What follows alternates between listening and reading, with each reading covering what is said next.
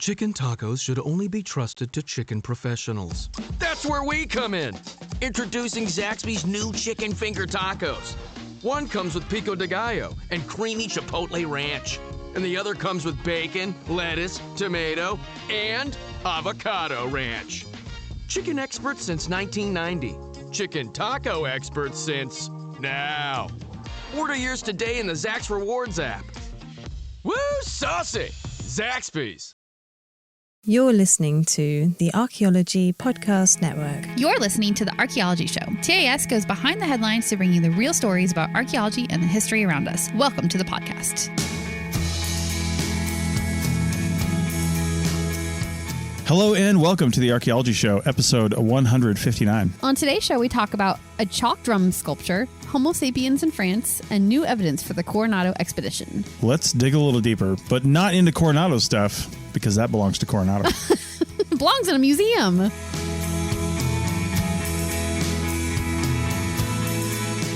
Welcome to the show, everyone. How you doing? Pretty good. We're soaking up some more sun, this time in Phoenix. Yeah, well, outside Phoenix. Yeah, outside Phoenix. It's pretty darn warm here, though. But there's amazing orange trees right out the window, so we got to make fresh orange juice this morning. And this afternoon, we are drinking fresh orange juice mimosas. Obviously. I mean, what else are you going to do when you have orange trees literally all over around you? I know. It's crazy. This is actually an RV resort that a friend of ours is resident at over the winter, a family member. And the park planted them, she said, 20, 25 years ago. Yeah. And so now everybody's got some sort of fruit or citrus. There's some grapefruit trees. Yep. I think there might be lemons too somewhere. Yeah. But I'm looking at a tree right across from us right now. There's got to be 50 oranges on that. There could be 100 oranges on that tree. Yeah. It's ridiculous how many there are and how well they grow here. So yeah, and they're all ripe and ready right now. Yep. It's amazing. Ours, however, we're in one of the transient sites and ours has been picked clean completely. For sure. But people just kind of put them out, which is really neat. Yep. Yeah. So, and it's weird just being in this park too, because they do all these different things. For example, when I was walking up earlier, there was a marching band going through a big drum circle, going right down the street, because they've got a brand new opening of a building here. So I don't know. Yeah. You know who else had drum circles? Oh man, that was a good transition. Who? Tell me. People that lived in a Stonehenge era prehistoric settlement in the UK. Would you be talking about the 5,000-year-old drum sculpture? This is dumb. Found in Neolithic. I quit this podcast. Children's grave. Yeah. So the first article we're going to talk about today, like Rachel said, it says incredible 5,000-year-old drum found in grave of cuddling prehistoric children. Yeah. That's one of the articles I found. Yep.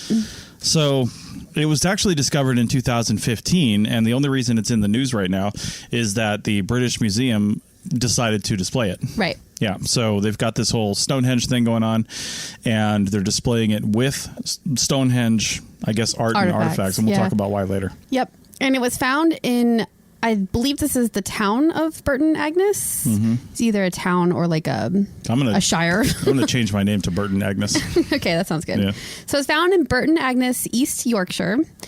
And that's 240 miles from Stonehenge, but it is being displayed as part of the World of Stonehenge exhibit because it's from the same era and the style resembles other objects that were found at the site. So that's where the connection to Stonehenge is coming in here. I mean, similar to today, we said we're in Phoenix, but we're actually in Apache Junction, right? Which is outside Mesa, which is outside Tempe, which is outside Phoenix. Right. But we're in Phoenix. Yeah. Well, we're in the greater sprawl of Phoenix, so it's easier just to say Phoenix because everybody's heard of it.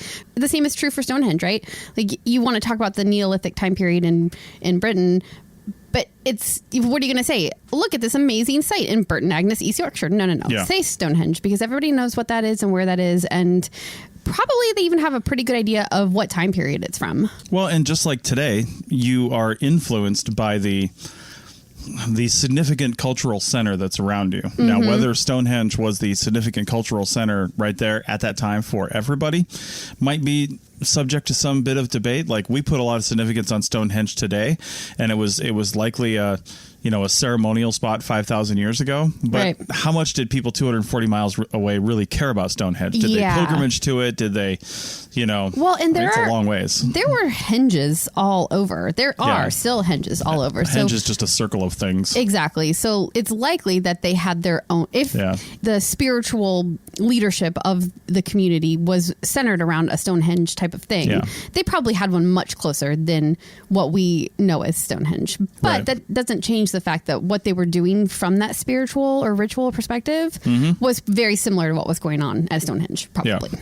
So this drum, 5,000 years old, made from chalk. Yeah. There's a lot of chalk in the UK. Yeah. The White Cliffs of Dover, which everybody has seen, is chalk. And the chalk is it's rock. Yeah. It's carvable soft rock. Yeah, it's like soft, so you can make things out of it. Yeah. Like apparently a drum. But it's not like soft like sand or something. I mean, it holds its shape. So. Yeah, you can shape it.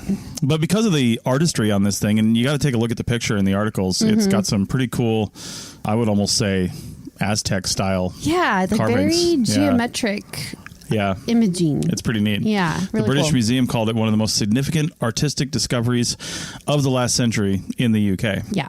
And while they're calling it a drum, probably because of its shape. Because of its shape, yeah. Yeah, they don't think it was necessarily used as a musical instrument, but more as a. They say piece of art or talisman. I would be more inclined to believe a talisman. I mean, they had.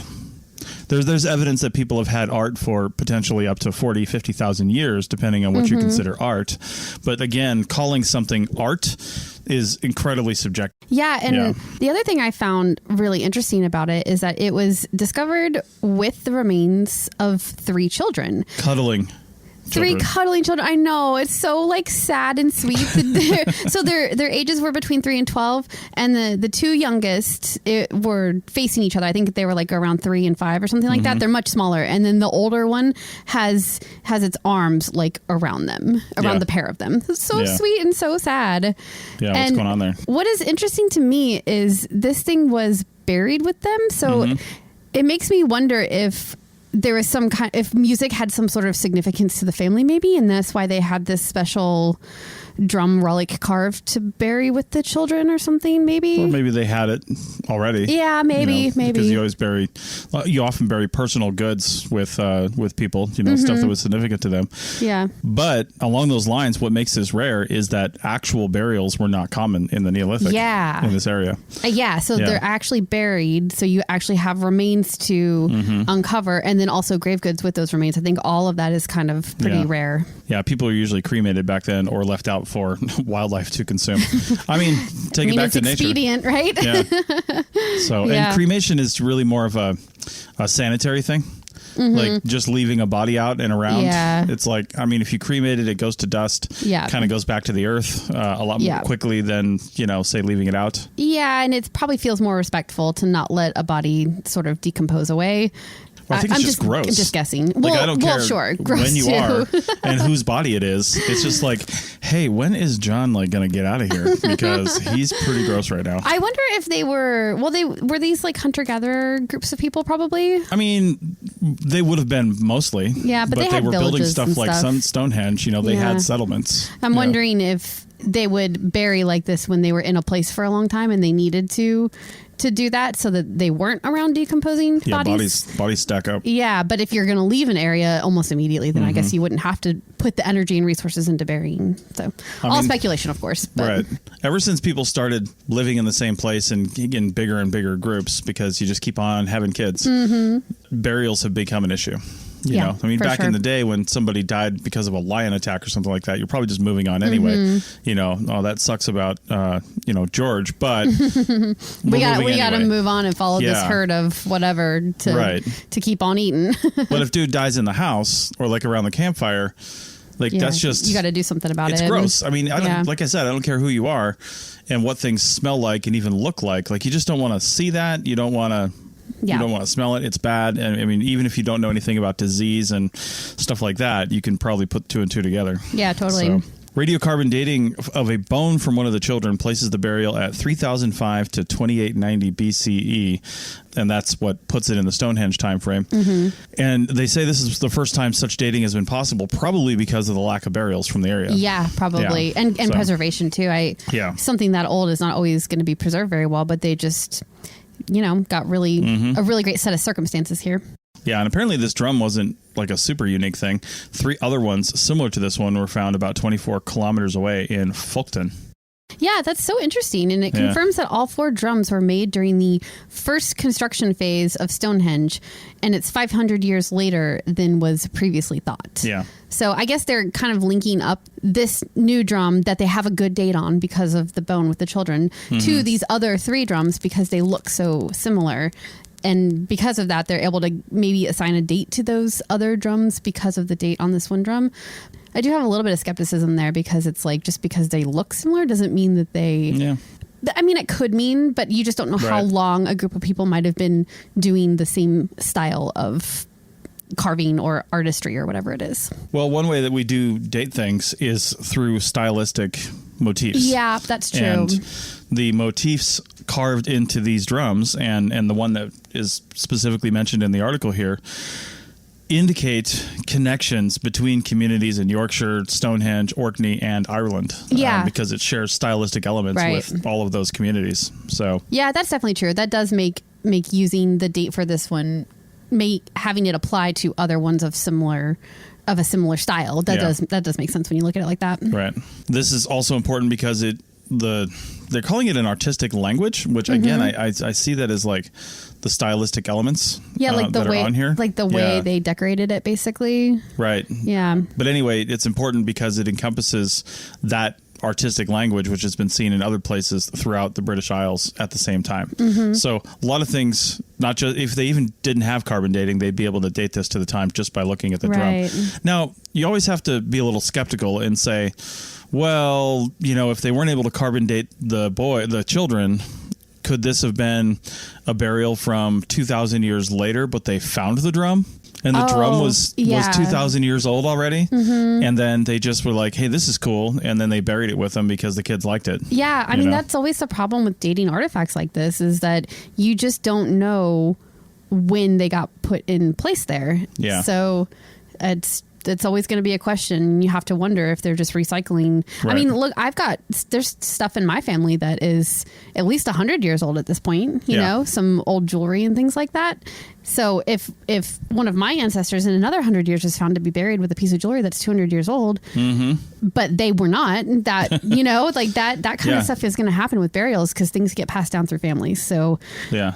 But this is 5,000 years old, so... Well, you'll be buried with your other grave goods, too, like your Patagonia jacket and your, Yeah, definitely. So we take all these things into account. That's kind of the point. And we say, where do the dates cross? Right. What makes more sense? Yeah, totally. If you have a bunch of old stuff in with the burial, but you have some more recent stuff, the burial can't date to before the more recent stuff. It's impossible. Yeah. Unless the body was excavated and reburied with newer things, which I guess is possible, but then you'd be able to kind of see that in the excavation depending on how old it is. Yeah. And like we said, you should go read this article because you'll see the picture of the drum, which is really cool. But they also have the picture of the burial, just going back to the sad and sweet story of these children. Right. You can see that they're in situ just that way. Like they're the 2 youngest, like they're nose to nose practically. Like they laid their tiny little bodies down facing each other exactly like that on purpose and then put the adult or older child around them. It's so sad. I'm like, what happened to them? Was it some kind of tragic accident? Did they all get the same disease? Like what happened? I know. There's no signs of trauma. So I guess probably not an accident. It probably was disease really. Like that's usually what sweeps through and kills a group of people at the same time. But anyway. All right.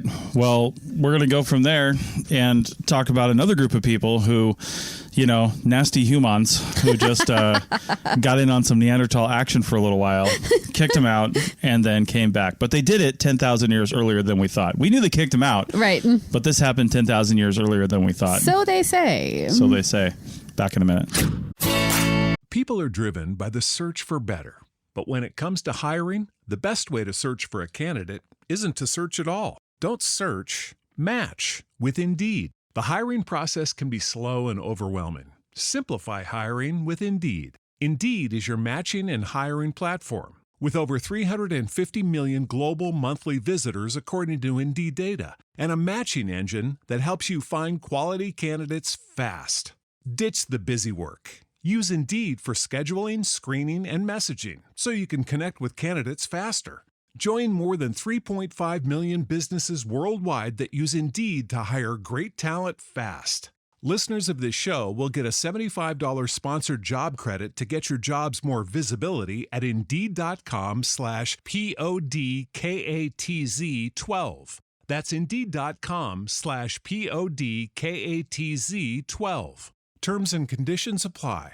What's the easiest choice you can make? Window instead of middle seat? Picking a vendor who sends a great gift basket? Outsourcing business tasks you hate? What about selling with Shopify?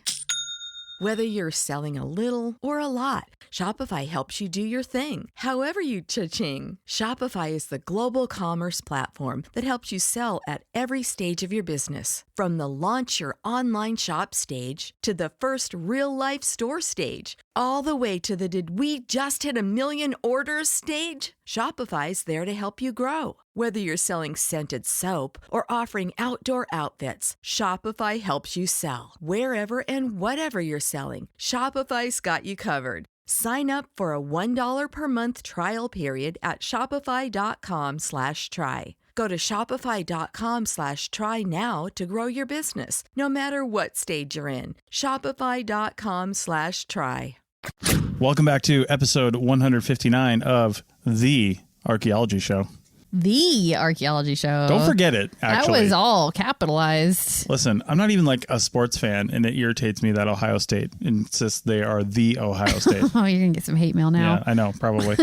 Send it to Tristan at archaeologypodcastnetwork.com, or you can tweet at A Life in Ruins podcast. So, okay. Now we are on to, as mentioned, some unruly humans who... for any Star Trek fans out there, that's a Ferengi reference. Yeah, pretty geeky right here. Anyway, Always. yeah, this is pretty cool. And this article is called New Research Suggests Modern Humans Lived in Europe 10,000 years earlier than previously thought in Neanderthal territories. Right. So until recently, research has always pointed to Homo sapiens arriving in Europe around 40,000 years ago. Yeah. And that's where we get the mixing with Neanderthals, which we're seeing more and more evidence of as excavations happen and time goes on. We're getting more and more evidence of mixing with Neanderthals. But what's interesting about this site is that this research is potentially pushing that Homo sapien entrance into Europe back to about 54,000 years ago. Yeah.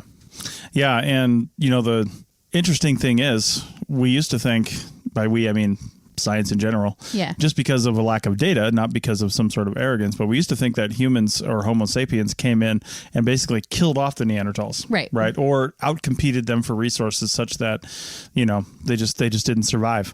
But now with frequent DNA testing by a lot of people, you know, through like 23andMe and stuff like that, a lot of people have Neanderthal DNA in them. Yes. So we clearly bred them out. Yeah, exactly. So they almost just got absorbed into the Homo sapien population. It happened so quickly, though. That is the crazy part, because I think that Neanderthals basically disappear by around like 40,000 years ago, right? Like it's a pretty short mixing time, and then they're just kind of like gone. I mean, you say quickly, but it's like over 10,000 years. Yeah, that's true. Yeah, that's so true. Anyway, and it's interesting to me too, because we do have obviously evidence of Homo sapiens pre their meeting with Neanderthals, and of course post their meeting with Neanderthals. Right. And there's not a whole lot of difference, as far as I know, genetically between the two. So was there just not enough mixing to suck in some of the Neanderthal traits into their children, or is it they're just not traits enough that express in us? I guess I don't know. Yeah, like physically, the because you think mixing two species, you would have traits of both. You would think. Yeah. Anyway. But that's, I mean, evolution does its thing, right? It takes the things that are the most advantageous, and that is what moves on in the population. So, yeah. I suppose. All right. Well, this current research pushes that 40,000 years back to 54,000 years, and we'll talk about why. The evidence for this was found in a place called Mandrin Cave in the Rhone region of southern France. They were clearly trying to make some wine or do whatever they were doing, but no, I'm just kidding. Anyway, this is down in the mountains, sort of near the Alps, and it's a large rock shelter that looks out over the Rhone River Valley. Yep. And the site was originally found in the 60s. It was originally called Grotto Mandrin, and that is after a French folk hero, basically, named Louis Mandrin. And who was this guy? I thought this was so interesting. So I did a little bit of a Wikipedia deep dive on who he was, because I'd never heard of him before. So just really quickly, go on a tangent with me here. Mandrin has been called the Robin Hood of France. He became famous for his rebellion against the Ferme Generale, which was the tax collecting agency of the French royal government. And during that time, basically, government taxes were levied on salt, tobacco, and the products of farming, basically. And the tax collectors were called fermiers, or tax farmers. Yeah, tax farmers. And they were in charge of collecting all the taxes for the king, but the total amount of tax to be collected was not specified. So the tax collector could tell the people whatever amount they wanted. And then they only had to give the cut to the king that the king had specified, right? Or the royal government had specified. So a lot of the really greedy ones would jack up the tax rate and then keep the difference for themselves. And they became hated, of course, because they were taking money. And Mandrin played a role in this because he was smuggling in untaxed goods from Switzerland and selling them at a cheaper price or whatever. So not quite Robin Hood, but a similar story. Yeah. And I think that this cave it would have been a good place to hide goods. So that's how it sort of became known as the Mandrin Cave. So there you go. I wonder if it was just could have been good and for him to use, or if he actually used that cave. Unclear. Yeah. I don't know. I think it could have been good. I don't think there was any actual evidence for that. Yeah. So. All right. Well, the site is pretty well reserved because of the winds that blow through there and blow in the glacial dust that covers it. A lot of good things that happen from glacial dust and outwash and stuff like that. Right. Yeah. They say the first deposits in there show that the cave was first occupied by Neanderthals around 100,000 years ago. Yeah, the occupation level, I guess, is basically the top 10 feet of soil in this thing. And 10 feet in a cave, that is actually kind of a lot, right? Yeah. So they found evidence of Neanderthals beginning 100,000 years ago, but all the way up to 40,000 years ago. It's a good thing for archaeology that all of the caves that we dig in were super empty back in the day and have filled up since then. That's always kind of weird to me, right? It is weird, right? The floor is always rising. At what point did the caves stop being excavated by nature, right, and filled up and by start nature? Getting filled in? Yeah, that is so strange when you think about it. Are there any fully filled in caves that are not caves anymore, but were a cave back then? Yeah, the geological stuff behind caves and rock shelters is really interesting. Yeah, the Neanderthals in Europe, we have pretty solid evidence dating to 300,000 years to about 40,000 years ago, when they basically disappear from the archaeological record, and Homo sapiens are the only thing present anymore. And just because they disappear from the archaeological record doesn't necessarily mean they disappear completely. It's just that they're indistinguishable from Homo sapiens. Yeah. And we know that there was a lot of biological mixing going on. So. Biological and more than likely cultural, which is probably why they would disappear from the archaeological record. Now, again, it's interesting that we don't find necessarily Neanderthal traits in Homo sapiens of that time period, because if they were breeding with them, you would expect to see that. However, I would assume the cultural aspects would tend to merge at that point, if they are really truly together, so definitely. So previously it was thought that modern Homo sapiens entered Europe around 45,000 years ago, and then there's several thousand years of mixing, and then Neanderthals basically weren't dominant anymore. This cave is important because it shows evidence of Homo sapien occupation around 54,000 years ago. But this cave has Neanderthal occupation before that, and then it has Neanderthal occupation after that. And then there's this couple thousand year time period where Homo sapiens were occupying it. So it's Neanderthal, Homo sapien, Neanderthal, right? And they're very distinct according to this article. Yeah. And so it's both older than previously thought, and also interesting that the same space, though separated by thousands of years, but the same space was used by two different populations. Yeah, that's pretty crazy. Yeah, so the timing on this, depending on which article you're looking at, and we don't have the source material. Yeah. And there's a number of articles that we'll link to, so make your own determination, which is part of the reason why we're doing this podcast. Yeah. Is so we can talk about all the different things that are happening here. But one of the articles that I read, and this was from The Conversation, it says that modern humans only occupied Mandarin annually for about 40 years, 1 or 2 generations, they say.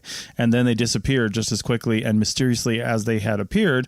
And then Neanderthals found the cave again and reoccupied it over the following 12,000 years. Okay. So it was a really short occupation of humans, according to this article, and maybe they're right. We don't have, just like you don't have, the source material here. Yeah. So we can't actually go and verify that. But I think the overlying point here is that Neanderthals were there for a really long period of time. A bunch of bully humans come in and said, get out, it's our cave, we're sitting here now. They did that for a couple generations until it sounds like the parents basically died out, the ones who were the bullies, and the kids were like, yo guys, we're cool. It's your cave. We know that. We're going to take off now. And then, Neanderthals came back in. Yeah. So that's how it goes. And I think I read some pieces of one of these articles too about how they were talking about, there's various times, of course, when Neanderthals weren't in there and they would come back and they were like, what's the reason for them not using the cave? I'm like, listen, all it takes is one family to be wiped out or, they just don't come back or they don't find the cave one year. Yeah. And all of a sudden it's lost to memory. Yeah, totally. And then somebody else has to find it later on. Because these caves, like the rock shelters that we've been around and that we have recorded in Nevada, you don't even know they're there until you like go around the corner of of an outcrop and then like, bam, there's a rock shelter. But you can't really tell they're there unless you know they're there or you're specifically looking for it. Right. So let's talk about the evidence found that they know it was Homo sapiens and not Neanderthals during this specific time period. Yeah. So the first thing is that in the layer that they're calling the Homo sapien layer, they have all these tiny spear points that are similar in appearance to those made by early Homo sapiens in the Mediterranean area, like Eastern Mediterranean. And they're only found in layer E. And they range in size with the smallest less than half an inch. So like that's a really small spear point. Yeah. And layer E is pretty solidly dated to 53,000 to 55,000 BP. Yeah. So that's pretty solid. Yeah. And for context, these little spear points, they look to me like basically the kind of utilized flakes that we would find in the US on sites all the time.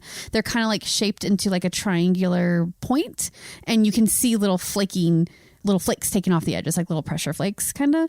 So that's what they kind of look like to me, just for context. Go look at the article, though. In the Conversation article, they've got a really great like photo of all of these points next to each other. Yeah, and to deconstruct that a little bit, a utilized flake is, when you're flint knapping, it's called cracking 2 rocks together, or an antler or something like that, to make these bigger flakes off of stone, to then shape that stone into what we call a projectile point, what most people call an arrowhead or a spear point or something like that. Yep. A utilized flake was just a flake that came off during that process.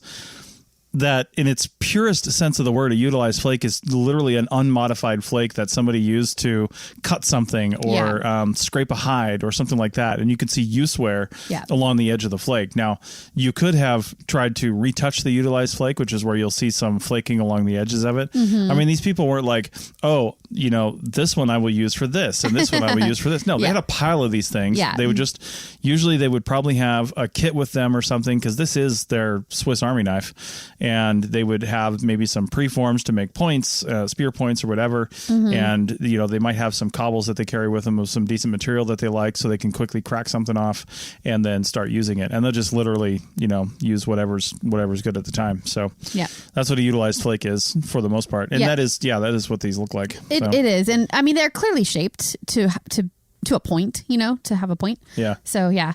And now these points are found in several sites in the Rhone River Valley, and they have been named the Neronian tradition after the site that they were first found at. But until now, the researchers that found those points basically concluded that that was an advancement of the Neanderthal lithic tradition and that it wasn't humans, because there was no other evidence of humans. So the thing for me with this is that this group at this cave, because of more evidence we're going to talk about, they say that these points belong to modern humans or Homo sapiens because they look like the points that are found in the Eastern Mediterranean. In particular, there's a site called Qasr Akil near Beirut that they look really similar to.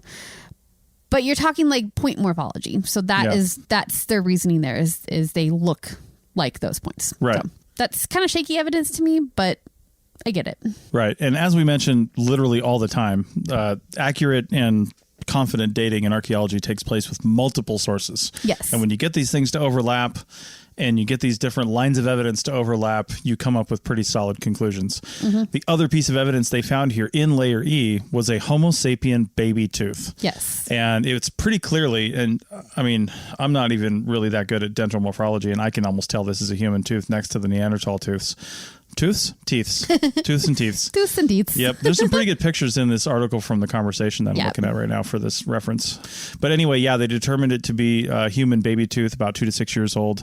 And using both of these pieces of evidence and the interpretation that they had based on everything else, then they determined that this was Homo sapien related. So that's where they get that from. The thing for me with the tooth, though, is that it's so tiny that any kind of mixing between the strata, like if there was a root that went down, it could pull that tooth down with it and get it into a lower level, not, and get it out of context and make it look like it was part of that strata when it wasn't actually. So personally, these two pieces of evidence, they're good. They're a good start, but they're just not. Need a little more. Yeah, I don't know. They're not date based. It's not carbon dating. So I would like to see harder evidence before I really buy it. Another thing we don't get by not having the primary source material is we don't get to see their literature search. Very true. Like what else has been found? Is it common to find Neanderthal teeth, and like finding any sort of Homo sapien teeth would be some sort of wacky scenario? Yeah. Yeah.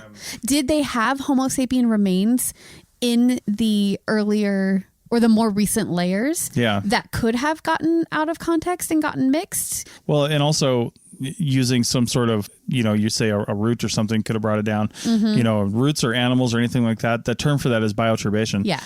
And it doesn't happen a lot in caves. Oh, because that's true. There's not like growing in there. Yeah, right? So, that's true. Now, animals are one thing. That does happen in caves. But I think if that were a problem in this cave, and this is just my own opinion, that it would have happened to a lot of different things, not just this one tooth. There'd be a lot of mixing of materials. That's true. But and they have a pretty good stratigraphic. It does sound like the strata are pretty well defined here. So that is definitely true. Yeah. So another cool thing they used on this site to help sort everything out was the soot on the ceiling from fires that were in the cave. Yeah, it's really cool. Like basically sometimes a piece of cave roof would fall down and then get buried. Yeah. And then these buried pieces have perfectly preserved layers of soot. And while you don't know when that cave piece fell, so therefore you don't know when those soot layers are specifically from, you can use it to date them and see how many times the cave was visited, because there'll be a layer of soot and then a layer in between that is not soot, and you can kind of see how many seasons the cave was used before that chunk fell down. So it can't really date the artifacts because you don't know when it fell, but it's just another cool thing because you can see how many seasons it was occupied for, which is really neat. Yeah. All right. Well, we kind of beat that one to death. So this did spawn some thoughts on us to do some like a paleoanthropology overview. Yeah. It's hard to keep that stuff in your brain, and it's also constantly changing. So, well, the human family tree is not a straight line. It is not. It is got a lot of branches, a lot of dead branches, and it's a pretty interesting thing. If you want to hear about that a little more, I mean, we're probably going to do it anyway, but send us an email. Tell us what you're most interested in hearing about, because it's a lot. I don't know that we could do it all in one episode. We'd have to split it up into chunks for sure. Yeah, for sure. All right. Well, we're going to go from there over to the United States on some, slightly even more dubious, potentially, archaeology. I don't know, though. We're being a little critical. We'll tell you why on the other side of the break. Back in a minute. It belongs in a museum. It belongs to Coronado. No, it does not. All right. Sorry. Bye. People are driven by the search for better.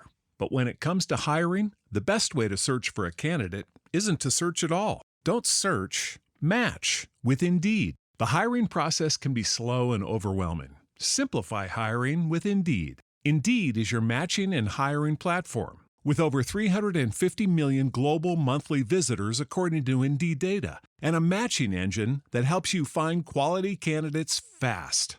Ditch the busy work. Use Indeed for scheduling, screening, and messaging so you can connect with candidates faster.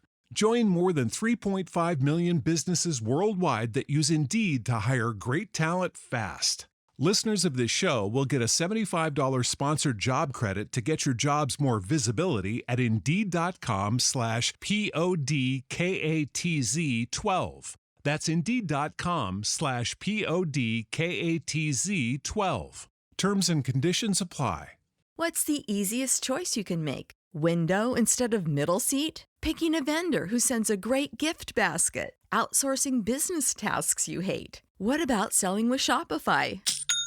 Whether you're selling a little or a lot, Shopify helps you do your thing, however you cha-ching. Shopify is the global commerce platform that helps you sell at every stage of your business. From the launch your online shop stage to the first real-life store stage, all the way to the did we just hit a million orders stage. Shopify's there to help you grow. Whether you're selling scented soap or offering outdoor outfits, Shopify helps you sell. Wherever and whatever you're selling, Shopify's got you covered. Sign up for a $1 per month trial period at shopify.com/try. Go to shopify.com/try now to grow your business, no matter what stage you're in. Shopify.com/try.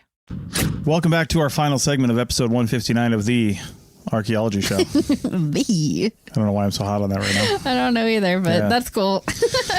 Anyway, who the heck is Denny Seymour? Oh my God, I'm so in love with this article. There's so much to unpack here. Mm-hmm. So the article that we have linked here is called Arizona Archaeologist Says She's Found Artifacts Linked to Famed 1540 Expedition, a history-changing site.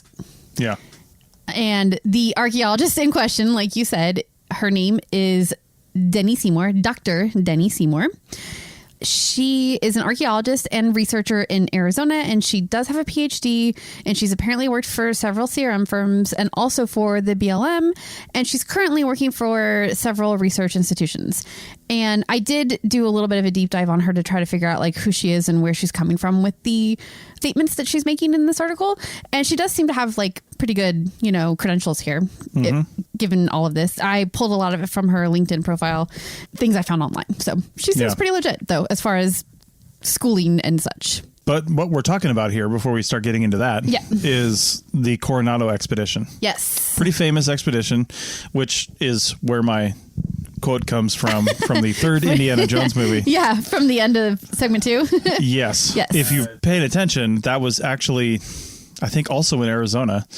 Or New Mexico. Somewhere around there. Like a young Indiana Jones had found these guys who he thought were looting. They probably were. Mm-hmm. And they found this cross, and it was the Cross of Coronado, which is probably not even a real thing. Probably not. And if it is, it's probably not buried in Arizona. Probably not. And that's where you first get his phrase, "It belongs in a museum," because he first said it belongs to Coronado, and the guy's like, "Coronado's dead." Bah! Yeah. So anyway. Belongs in a museum. That's right. Yeah. So that's what we're talking about here, though, is that expedition. Yes. That was a pretty famous initial search expedition. Basically, they're looking for gold. Yeah. Across the southern United States and Mexico. Yeah, what became the southern United States and Mexico. Yeah, and it was led by Francisco Vasquez de Coronado, who's a Spanish conquistador. It's in the year 1540. And he led it's like an expedition of more than 2,500 Europeans and Mexican Indian allies. Like, it's a huge group of people. So naturally, that big of a group of people, they are going to leave trash behind as humans do. So trash and probably other humans. And probably, I mean, lots of fighting, lots of...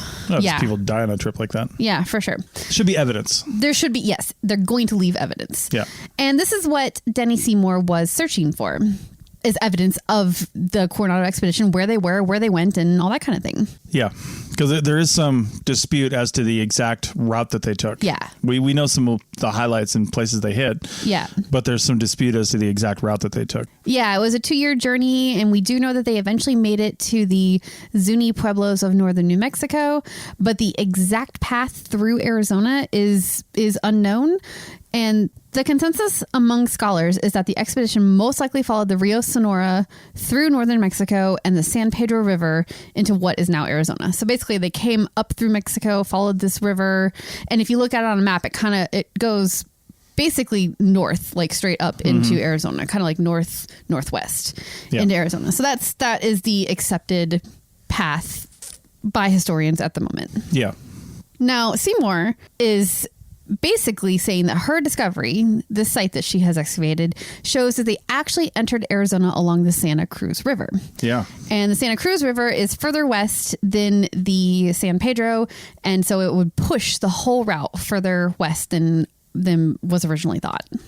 Yeah, and I don't actually know a whole lot about this, why we think what we do on what it was. There's probably a lot of ethnohistoric evidence, journal writings and things like that about where they went. Of course, the rivers that we have now and the mountain ranges that we see now, some may have been named by this expedition, and those names may persist. Yeah, maybe. But either way, it's difficult to correlate ethnographic accounts of things like this and or ethnohistoric accounts of things like this and reality from what we know it today. So I'm like, if they think that there's a certain route, is there artifact evidence, archaeological evidence to support that? Or is it just, is it sometimes we say when we're trying to figure these things out, we say, well, this would have been the most logical route for somebody to take. Right. But people don't always take the most logical route. Yeah. So, and you're definitely right about the ethnohistoric sources, because there are definitely letters and writings and journal entries and various things like that that give them the idea that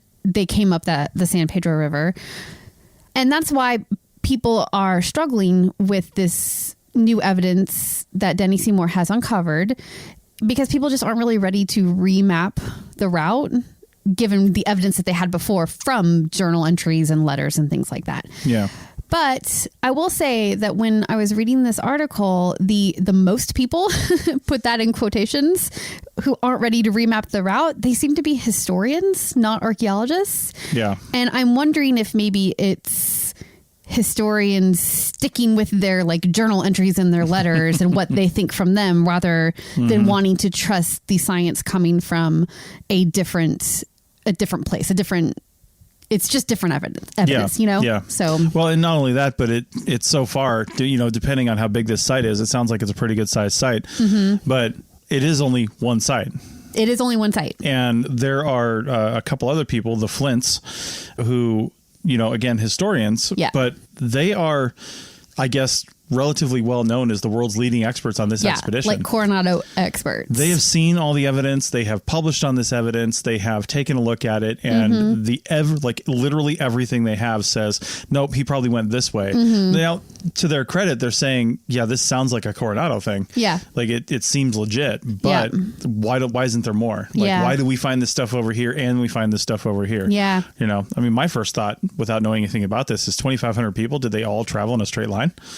Oh, yeah, totally. Could there have been multiple routes? Yeah, maybe a group broke gold. off. Yeah, totally. Yeah. I think there's a lot of reasons why it maybe isn't on the route that they expected. Yeah. And this is a 2-year path, right? So maybe they did go up the Rio Sonora the first time, but maybe there's another path that went the other way. Maybe it flooded or something and they couldn't go that way, and they went a different way, and that's how we ended up with this site that's the next valley over, basically. Yeah. So what's her clinching evidence here? It's the site, according to her, is about a half mile long, consists of several structures, which is interesting. Yep.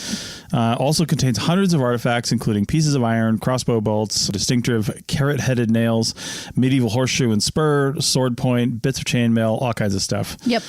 There's something they're calling a trophy artifact, which is a bronze wall gun. I'm like, is this a gun big enough that you would hang on the wall, or that you used to take walls down? I don't know exactly what that means. Yeah, but it's more than 3 feet long, weighing roughly 40 pounds, sitting on the floor of one of the structures that she said could be proof of the oldest European settlement in the continental United States. And that right there is where a lot of the controversy is coming in, because they're like, oldest European settlement in the United States. Come on now. That's going a little bit far. The artifacts themselves are definitely mid 1500s and in Spanish. Yeah. There's no disputing that, right? Yeah, they're definitely. And the only people who were in this time period in this area is the Coronado Expedition. That we know about. So I think everybody, assuming that the artifacts are what she says they are, because nobody's seen it yet. Yeah. But assuming all that is accurate, then it must be associated with the Coronado Expedition. There's really no other explanation for it. Yeah, and I don't know how expeditions went back then, but the structures seemed to indicate a large encampment with a central structure and 6 surrounding lookout stations. And I'm like, okay, so did they set up like a fort or something like that to be like an outpost? Yeah. Well, there's evidence of conflict with the Native Americans because there's both clusters of the lead shot that they would have used in whatever guns, like muskets, I guess, that they had at that time period. But they also had these really distinctive Sobapuri or Sobapuri projectile points, which are a Native American tribe that lived in that area. So they've got these really distinctive projectile points clustered and also the lead shot. So, I mean, conflict must have happened there between the Spanish and the Native peoples. Sure. So Seymour says that all this evidence points to this being the Spanish outpost of Suya, also known as San Geronimo III, which was established to support the expedition. And I mean, having a central structure and multiple outposts, I mean, that only makes sense that it was a large, you know, military garrison style of structure and settlement.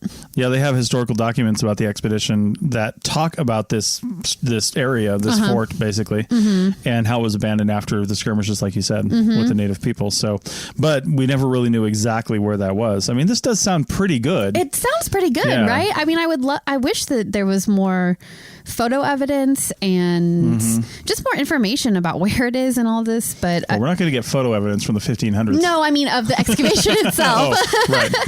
Yeah. So that's, come on, Coronado, where's your Polaroids? I know, right? No, the historical documents, I mean, the fort exists. It's just where it is that is the question. And Denny Seymour, Dr. Denny, she is claiming that she's found it. Yeah. And given the size of it, it's like, what else could it be? Sure. But there are things that we might not know about. So I don't know. Yeah. So, and again, back to her wanting to call this the first European settlement in the Americas, you know, if it was a military garrison, you know, was this really a settlement? Yeah. I mean, how do you define it? I guess I kind of would possibly define it that way. Does a settlement have to involve settlers, or does it just have to involve a permanent location of people, or at least a semi-permanent location of people? Yeah, you know? I think it would be considered a settlement, right? Yeah. Like, I mean, it was a stopping point on a path out west. Well, they were using it for resupply and things like that. Yeah. They say when it actually fell or was lost, it cut the expedition off from their resupply, and this eventually led to its downfall. Like it ended the expedition basically when they couldn't get supplies when they lost this post. So, I mean, clearly it was important, and with that many people, I don't know. I think I would probably call it a settlement, but Now, she did this with the help of volunteers, up to 18 volunteers, metal detectors, and, you know, several members of the Tohono O'odham tribe. I'm not sure if I'm saying that right. Apologies if I'm not. There were some things that, I guess, when you first read this article as an archaeologist, there were some things that we were just a little bit skeptical of right off the bat. Yeah. I think I'm backing down from that mentally a little bit after talking about this again. Yeah. But, you know, the first one is, she's not, like, her academic credentials and affiliation are not mentioned. Now, that's a little elitist to say that. It's not required, but that's not mentioned. And the fact that whoever's writing this article is not quoting from a paper, they're basically quoting from a lecture that she gave at the Tubac Presidio State Historic Park. Yeah. Which is great. There's a lot of archaeologists that will lecture, that will present on information that is as yet unpublished. Yeah. Yeah. But we would like to see a peer-reviewed paper to know that the presentation in the format that she's presenting it publicly is accepted by the academic community. Yeah. I mean, that's how you get acceptance for a new theory, is having your peers review it and say, yes, they agree with it, or no, they don't. So the fact that there's no published peer-reviewed papers yet does give me pause. But she says that those papers are coming in the spring. Yeah. So she says that the papers that she's publishing this research in the spring. So I guess we'll see. It's February now. Hopefully we'll see some true published papers soon. Yeah. The other thing is, you know, the location has been kept completely a secret. Yes. You know, and that's because it probably hasn't been published yet. And I totally understand that. There's definitely people who would. Oh, you don't want looters out there. Yeah. People would get on this thing. At first I was like, that's not good. But I mean, well, I guess I have a lot of questions about that, though. Is it public land or is it private land? It still doesn't really matter. No, but like if it's public land and you're recording it as a as part of a greater project, then you have to get a site number for it. You got to jump through all those hoops that you have to with any site. That doesn't necessarily mean it can't be kept a secret. Like there's plenty of true. There's plenty of field schools happening in the West and other projects that are happening that until all the research has been done, it's basically kept out of any sort of public record where, just an average person can find it. That's true. I totally understand that. Yeah. And they're not done with this. They still have a lot more work to do. Mm-hmm. And, they're doing that. And that leads us to the other thing that was kind of a red flag, was that they're talking about it now and trying to raise awareness and get some publicity, which they're doing a pretty good job of, because they're trying to raise money for a documentary movie. Mm-hmm. Now, you instantly, as an archaeologist, start thinking, what the hell? Just publish your paper and go away, right? Like that's what we do. But then again, I'm kind of backing away from this being a red flag, because we need more stuff like this to get the public excited about archaeology. I do think that most archaeologists do publish and then mic drop, walk away, right? Yeah. So it is really good to see a researcher that wants to bring the public eye to what could be a really cool and a really important site. Yeah. It would be cool to see a movie about it. It would be really cool. I would totally watch a documentary about this. I just want to make sure that the conclusions that she's coming to are accurate and that the academic community agrees with all of those conclusions. That's all I'm saying. I would love to hear more about this site from her directly. I was actually thinking about reaching out to her and seeing if she wanted to do an interview with us. Yeah. Or if anybody out there knows her and can hook us up with her, that would be awesome, because I am fascinated by this. It's such a unique time period, this crossover between having written evidence and archaeological evidence. In the Americas, you don't have a lot of that. It kind of jumps straight from Native American to the historic time period, and you don't get a whole lot of crossover in between. But this is a really cool time period that, I don't know, I would love to hear more about it. And it's that time when, the United States is a world superpower right now. Right. And this is only 500 years ago. Yeah. It's it's crazy to think that when Coronado was crossing this area and these things were happening, that what we know of as the United States today wasn't even a thought in anybody's head. I know, right? What country would eventually take this over? What I'm sure Spain thought they would. Yeah. I'm sure the British at some point thought they would, and nobody even knew that this would all become the United States. It would become Mexico. It would become Canada. The whole thing. Yeah. So yeah, it's really cool, and we just in the United States we don't have a lot of sites that go back that far, so it's really cool to find an archaeological site that we know is associated with an expedition from 1540. That's just so cool to me. Yeah, that's pretty cool. Yeah, I'd love to hear more about it, and I would just want to make sure that the evidence is treated properly and that the correct conclusions are coming from it. So, all right. Yeah. Well, there's one thing I have solid evidence of, and that there's pizza for dinner.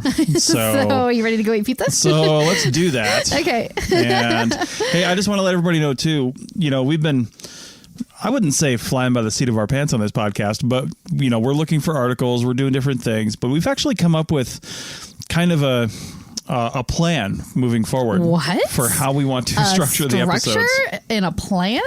I know. Well, I personally, before Rachel came on, kind of kept the podcast a little bit fluid. We didn't really do news articles. I always did kind of want to do that, but we just never really got around to doing that. When I had my first co-host, April, we almost exclusively did interviews, and sometimes her and I would just talk about something. And when Rachel and I brought the podcast back with news articles and stuff, that was a little different direction, again, with some interviews. And we're not going to stop doing that, but you might start hearing a little more predictability in what the topics we're going to talk about as far as the structure of the particular show you're going to hear. Yeah, so we both get really interested in some of the cultures that we're talking about in these news articles, and it prompts us to go down these huge research rabbit holes, and then we want to share that with you guys. So I think a lot more of that kind of thing is going to be happening.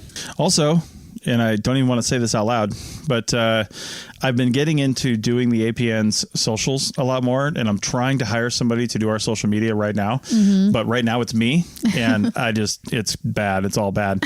But no, it's good. But anyway, the Life in Ruins podcast has actually inspired me through some of their interviews of what they themselves call it. They just interviewed a lot of TikTok stars, and I'm like, TikTok stars, come on, But this one guy, I'm trying to think of what his TikTok handle was. I'm going to go find that while I'm talking about this, but he is a science teacher, and he has just been doing TikTok stuff. He started it during COVID, where a lot of people started this kind of thing.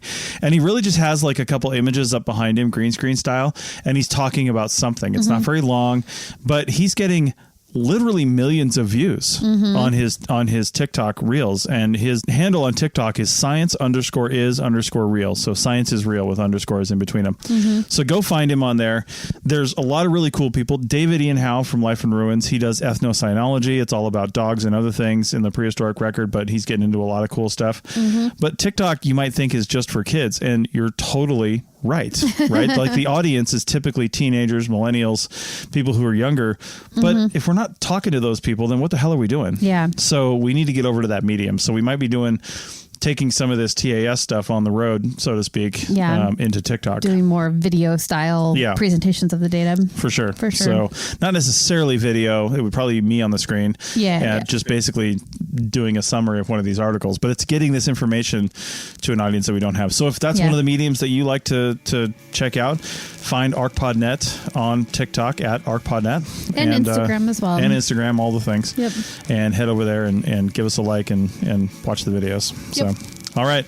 With that, we will hopefully come back next week if we keep to our new plan with a deep dive on a past article that we've talked about in the last couple episodes. Yes, that is the plan. See you next time. Bye.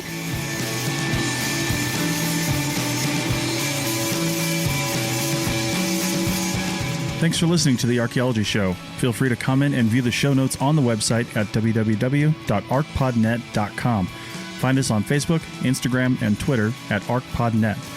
Music for this show is called I Wish You Would Look from the band Sea Hero. Again, thanks for listening and have an awesome day.